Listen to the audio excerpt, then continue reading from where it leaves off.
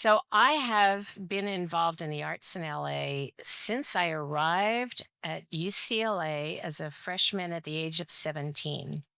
So I have a really long perspective on this city, but I'll bet some of you in the audience do as well. Are there any people here who have been in LA over 20 years, over 30 years, over 40 years?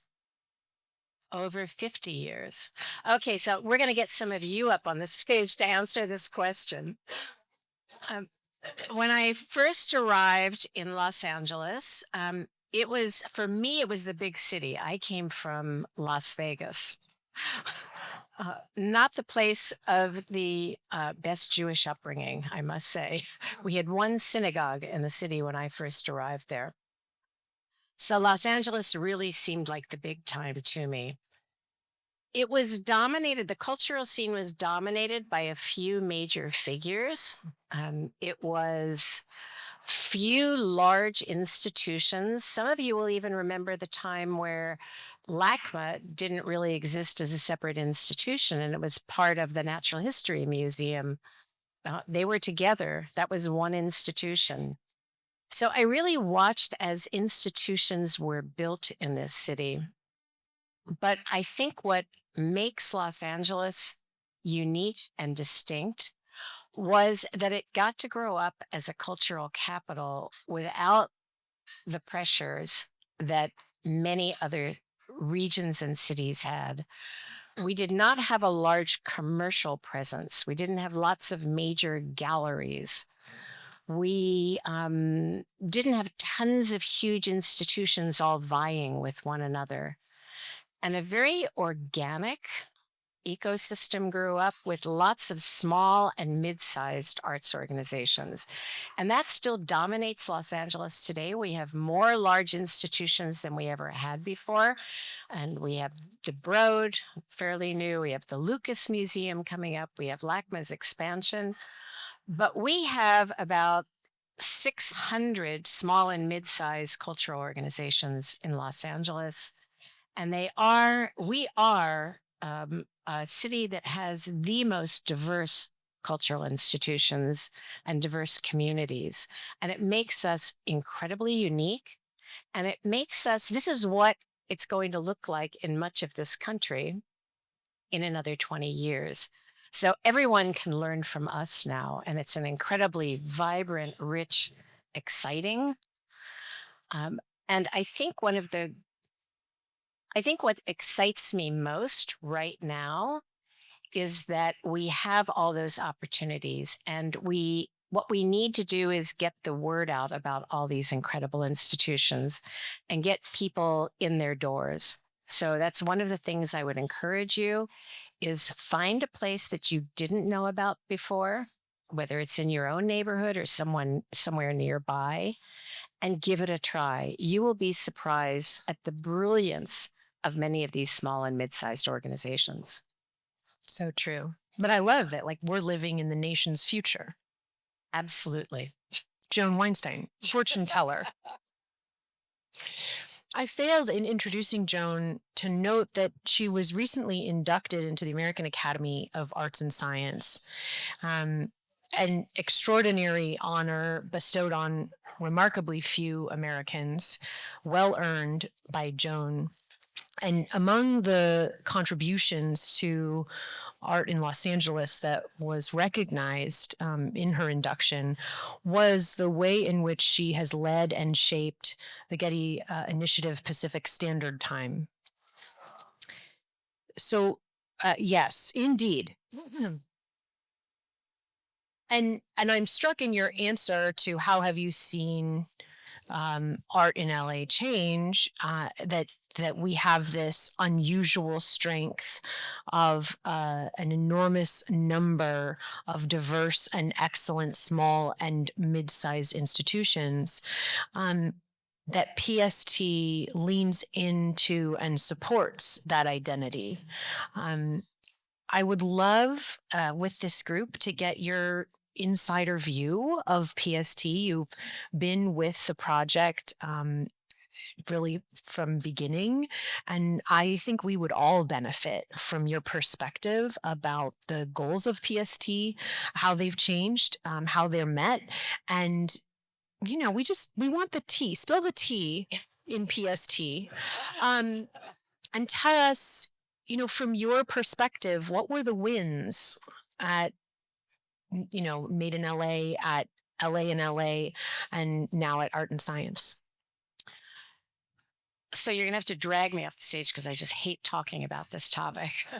I have to say this was an opportunity of a lifetime. It's been the most pleasurable thing I've ever done. Was actually helping to create and direct PST since its inception, and it started out not with grand ambitions. We're going to put on exhibitions all throughout the region, and they're going to be based on new scholarship.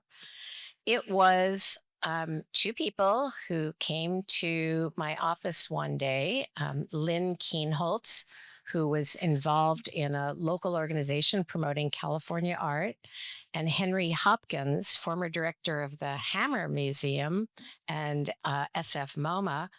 And they said, "We're losing the history of Los Angeles art.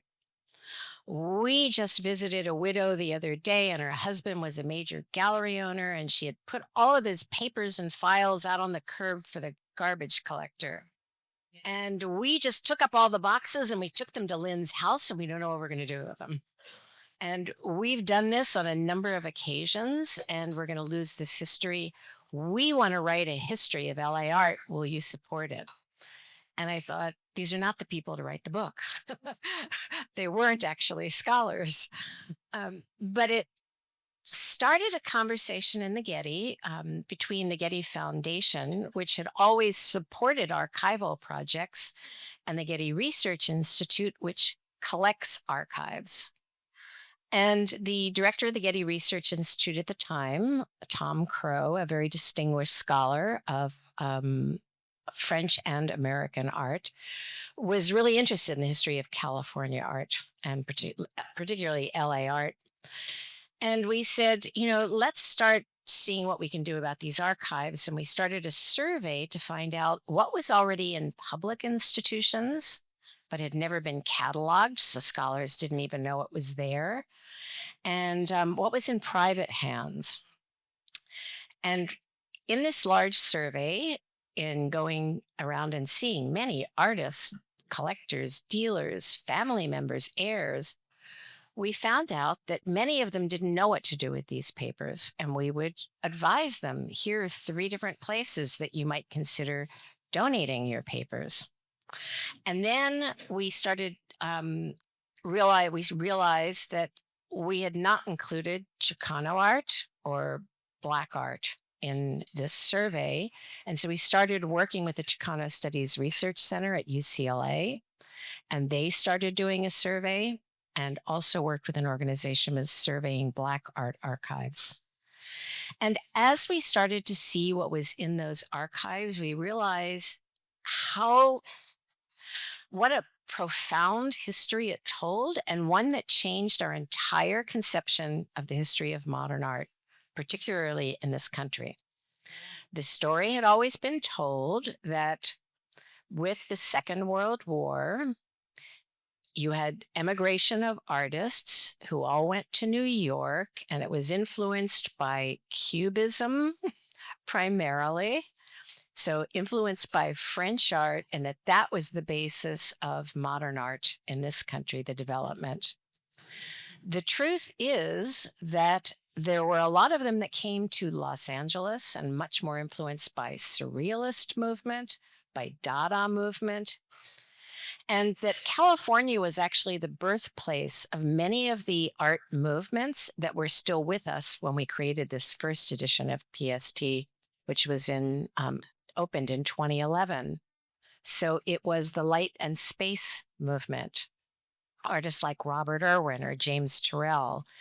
It was the birth of the Chicano arts movement right here in Southern California.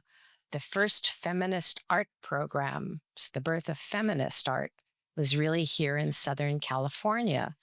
So this was a very different history. It told us much more about where we were in our contemporary moment at that time then did that story that New York was telling. And we thought maybe we'll, commission some books to be written. And we thought, no, wouldn't it be fun to do a couple exhibitions, maybe three or four? And we went and we spoke to the major museums. I remember the conversations with LACMA Hammer and MoCA. And they all said, oh my God, we have exhibitions we've been dying to do, but we really didn't have access to the archives.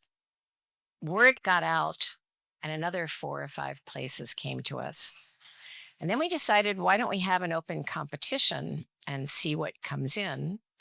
And then we were inundated by applications, and we wound up funding, I think, 36 exhibitions. And we funded them for research and planning first, to dig into those archives, to start telling this story, to conduct the new research. And we supported for 2 years to do that research. And then we supported the exhibitions and publications. But during the research, we realized, oh my God, we have all of these exhibitions. How are we going to promote them? And we realized we needed to hire a marketing agency and a PR firm. And I will tell you the secret here. No one thought this was going to be successful. So they let me and the person I was doing with, Andrew Perchuk, be in charge of this.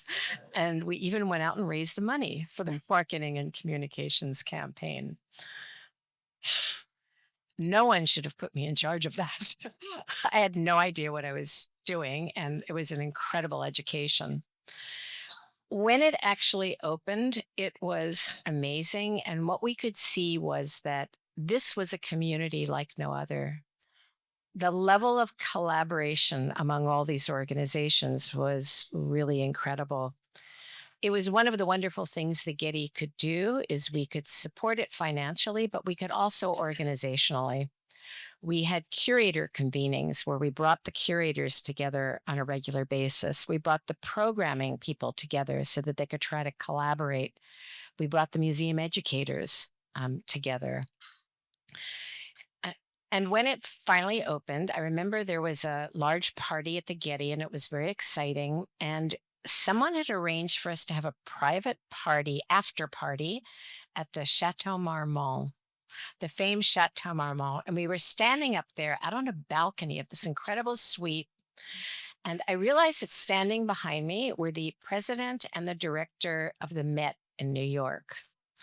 And I don't think they knew who I was. And I had my back to them, and they were saying, how could LA have scooped us? And the other one said, we could never do this in New York. No one would collaborate. And that really is the hallmark of PST. It is this collaboration, and it's because of the generosity of this community. And I'll tell you one little anecdote. I remember that it was Paul Schimmel, who is a famed curator at MoCA, and he was at a curator convening, and someone who worked at a very small institution was talking about wanting to get a loan from a private collector of a specific artwork. And Paul said, actually, I already got that loan for my show, but it's crucial. It is the keystone for your exhibition. Let me go with you to that collector and see if we can convince them to loan the work to you. So that was the generosity of spirit and the collaborative spirit. You would not have seen that in New York. Part of it is it's an incredible story. Thank you. I think that just as you say, we are living in the future of the rest of the country here, and then you say, and we are quick to forget our history here. I mean, I think we're very romantic when we're pioneers. And so the magic trick to me is to make the archival history telling feel pioneering. Bravo. That's so awesome. And I think everyone here feels what I feel, which is that there are lasting positive legacies at Skirball because of PST. Our 2 PST shows over the last 8 years stretched us in ways that were sometimes uncomfortable. And the good learning and the new skills and the new audiences are the benefits of that discomfort. I will tell one of the most meaningful Skirball stories I have was when it was publicly announced that I would have this job. I was working, as many folks know, at a legal aid organization, and a paralegal from our immigration unit was the first to congratulate me at the office that day. And she said, I'm a member at the Skirball. I will always be a member at the Skirball. It's my favorite museum. When Skirball did their PST on Anita Brenner, it was all translated in Spanish and my family could come. And that is such an important legacy at this institution that was new for us and out of our comfort zone and of lasting benefit, clearly. Um, and on, and not just us. I love hearing those stories because it is why we do it. The Getty's in a very privileged position and has the resources to be able to do this. But I think it was one of the most important things we did. A lot of people said the Getty finally came off the hill. Um, and it's opened up so many doors for us and so many learning experiences for us as well, understanding these small and mid-sized institutions. And the second edition, LALA, was Los Angeles in dialogue with Latin America and US Latino art, was also it was another moment that was, I think, really important for LA and to really understand the history of migration, of original inhabitants of the land sometimes. I have a map up in my house that is actually shows where, much of California was Mexico. So that was also a very, very special experience for us. That was when the first PST ended. There was never supposed to be another one. And about a week after it opened, the trustees said, "When's the next one?" And I went, "The next one?" And it's now under our new president, who's Catherine Fleming, who's been with us for 3 years. She came and had the vision to say, we are going to make a long-term commitment and we're going to do it every 5 years so that we can all count on it. And we've been doing a lot of thinking recently after this last one closed on the intersection of art and science, and thinking about, so now that this is permanent, what distinguishes it? How is it different from a art biennial? How is it different from a festival? What do we even call it? So we're doing a lot of reflection about that, and we think in some ways it's created a new model. It's interesting because our goals were not to get as many people in the door as possible. I always say if attendance were the only metric, we would have 25 shows on French Impressionism and 25 on King Tut. Yeah. So we want new knowledge created. It's something that we do stand for. We're really interested in new scholarship. So it's important to us to support that research for 2 years. So that's one of the most important metrics for us. And it comes out, the long lasting thing is often the catalogs that come out of these shows. That's what you see. But we've also seen so many other outcomes.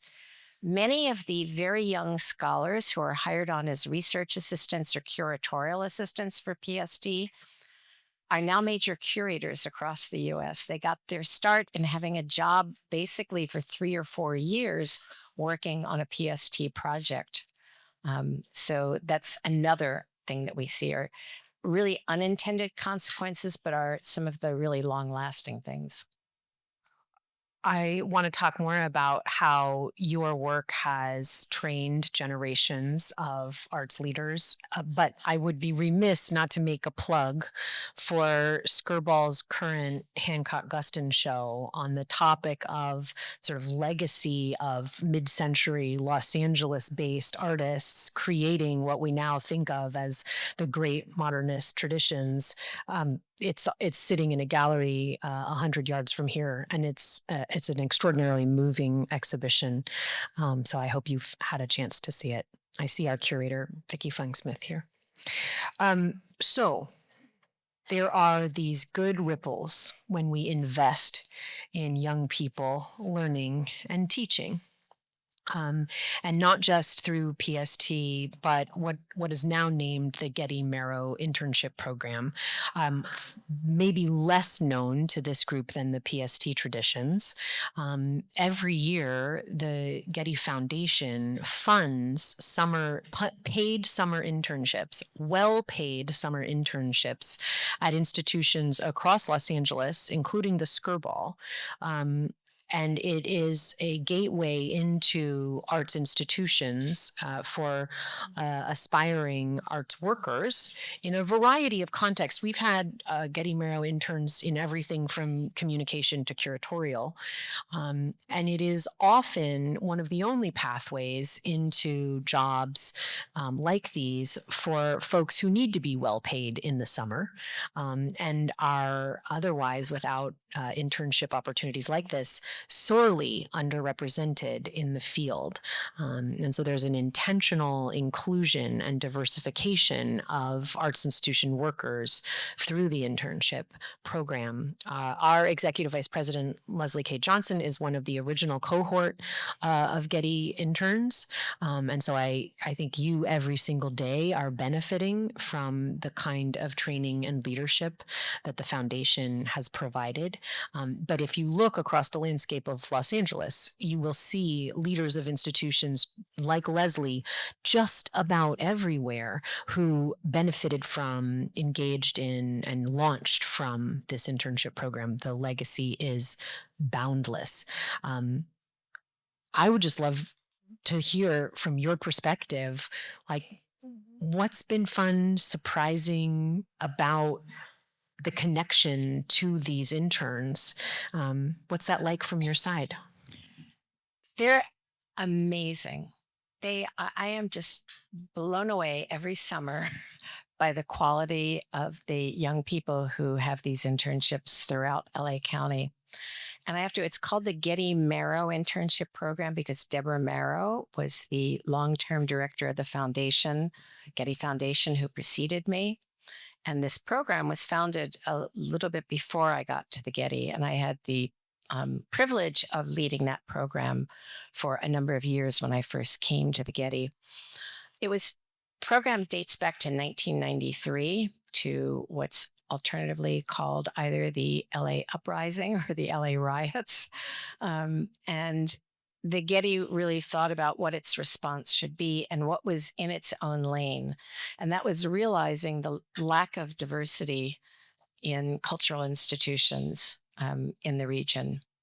And oftentimes, people in the field got their entry point through unpaid internships. And of course, you had to come from privilege to be able to do that. And so this program was created, and we benefit from having interns at the Getty every year too.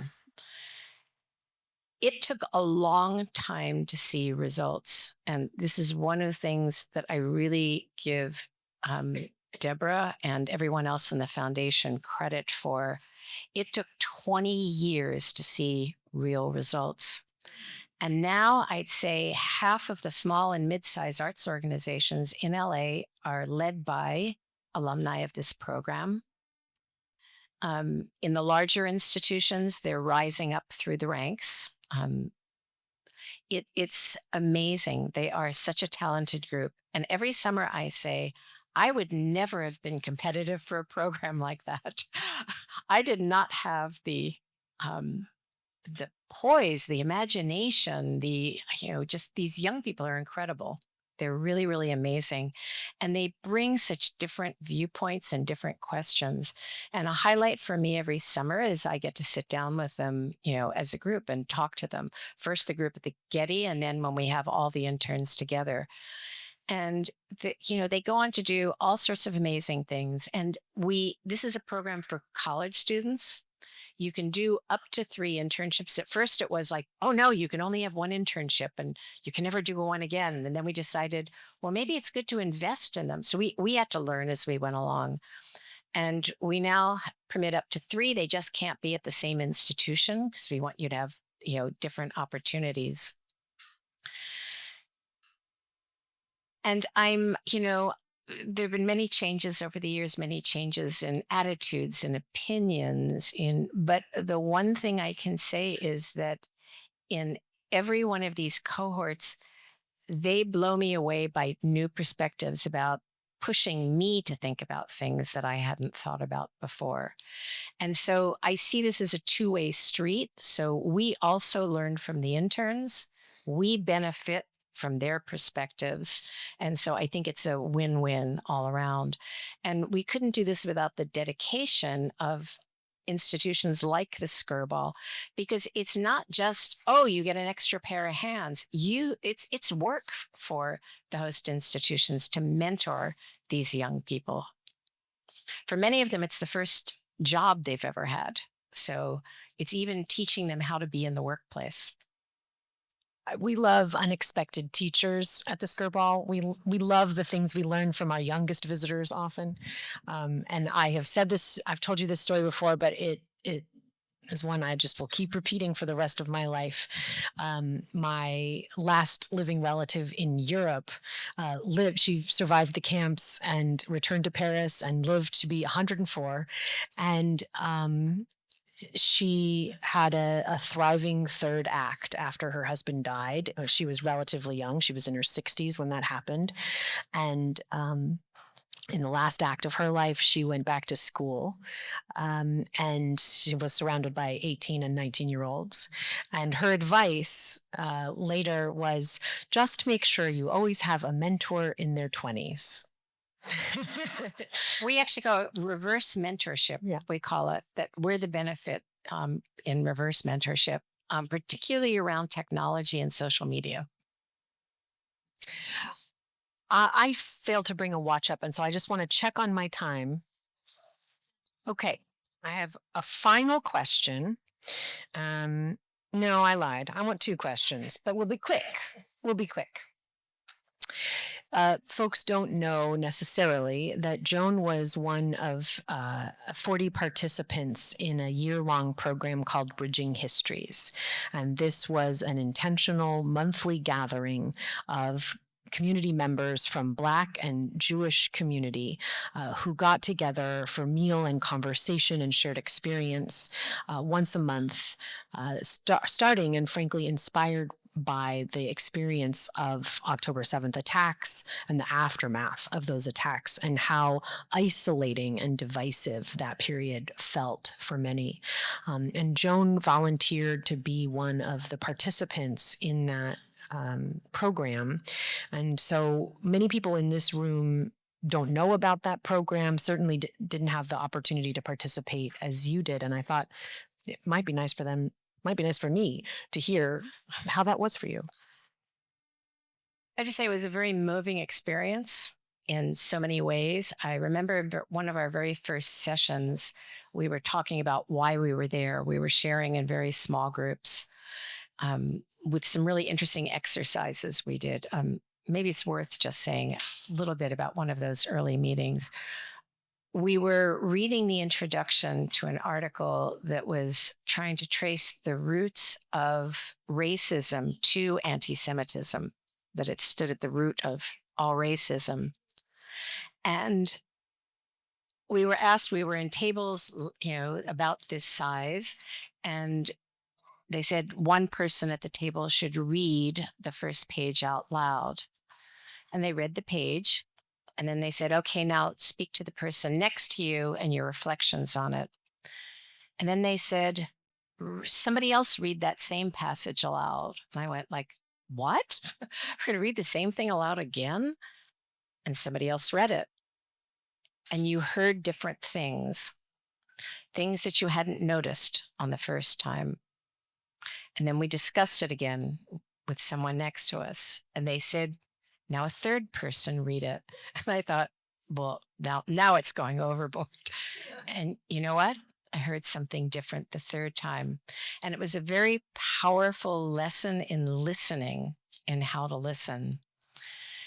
And in that same meeting, we did an exercise where we sat in groups of 4 and we talked about why we had joined this program. And you had 3 other people with you, one listening for, I think, beliefs, one for facts, and one for emotions, something like that. And one of the reasons I joined the group was in memory of my mother, who had died not long before this group got together. My mother was very active in the civil rights movement, had filed the suit for desegregation of the schools in Las Vegas as president of the League of Women Voters. And this seemed like a meaningful thing to me to join this group. What I can say is it was a very powerful experience because it took a long time for the group for trust to be built so that you could have honest conversations. In many ways, I wish we were continuing. We're doing some of that informally and in get-togethers. These are really tough conversations. There were people with very different viewpoints and backgrounds in the room.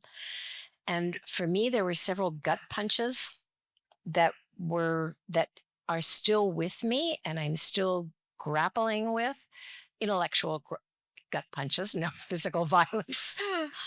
But this will be controversial in some ways, but I think I'm going to tell it anyway. There was a moment of a young woman sharing of some of the tensions, we tend to um, romanticize the alliance between blacks and Jews in the civil rights movement and kind of who gets the credit for it. And that was the gut punch for me. And I've been grappling with that ever since and thinking about it deeply. And it was an incredibly important moment for my own thinking. And I think everyone in that group had those moments. And I have to thank Jessie and Patrice Cullors, who helped make this group happen and started this really important dialogue at a moment of real trauma for, I think, just about everybody who participated. Well, I was very grateful that you did participate, and I had my own moments of learning along the way. So, last question. It is Hanukkah soon enough.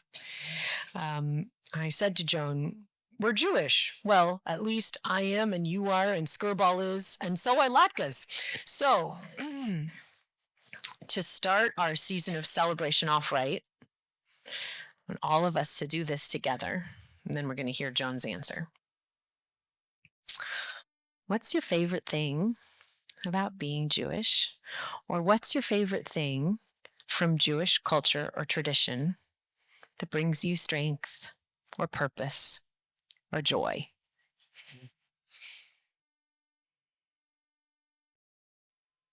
You got it? What do you think? This is a hard one for me, I have to say. It's also an emotional one for me. I grew up in a very religious family. My grandparents were Orthodox Jews. They were very scary. My grandmother didn't speak any English. Um, and I am not someone who always practices my religion very faithfully. But I think as I get older, I realize the roots of community and how deep they are and how much they are a part of my soul. And it is that the place of ritual that ritual has in holding us together as a community, and that helps us make meaningful connections, not just within our own community, but with others as well. So I look most fondly on the holiday celebrations because they're the reminders of those rituals and of those celebrations. And I'm glad that I get to celebrate them with larger communities outside of my own family as well. And I want to say a final thing of how important the Skirball is to the cultural community of Southern California, how important it is to have this place that is a Jewish home, but is also a place that raises important questions about Judaism, about identity, about our place within the United States and the world. And Los Angeles is a richer place for having it. Thank you. And so, with that, I want to say thank you so much, Joan. Thank you all. I hope that the joy and meaning of holiday and ritual and family and tradition are felt for you in these weeks ahead, maybe even a week from Sunday at the Hanukkah Festival here at the Skirball. I look forward to seeing you there and many days after. Thank you again. Happy Hanukkah.